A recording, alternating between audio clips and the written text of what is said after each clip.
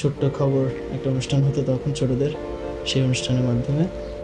তারপর আস্তে আস্তে আমি এখানে ছোটদের অনুষ্ঠানে গান গাই, নাটক করি।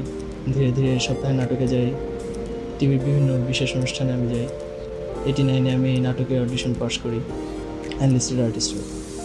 তো এই ছবিটা, আমি ছবিতে আসবো আমি কখনো ভাবিনি।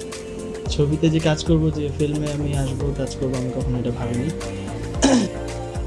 তো এটা ব্যাপারটা হয়ে গেছে হঠাৎ, সাডেনলি, হঠাৎ করে। আমার অ্যাড টিভিতে তখন যাচ্ছিল, ফান্টা, তখন আমার কাছে যখন প্রপোজালটা আসে, ফান্টার একটা অ্যাড যাচ্ছিল, রেগুলার অ্যাডটা চলছিল।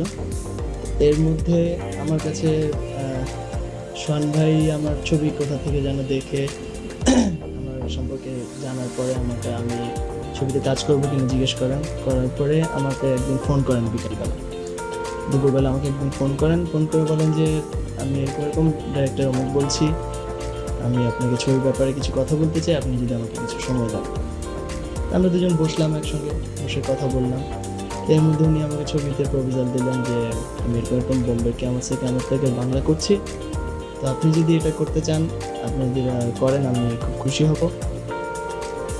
তো ব্যাপারটা আসলে হঠাৎ করে আমাকে এরকম করে ফিল্মের প্রপোজাল দেওয়াতে আমি একটু মানে মানে আমি বুঝতে পারছিলাম যে কী করা উচিত।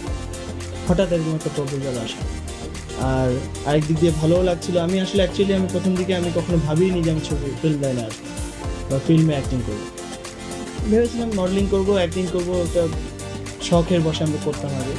কিন্তু ফিল্মে অ্যাক্টিং করবো অ্যাজ আ প্রফেশনাল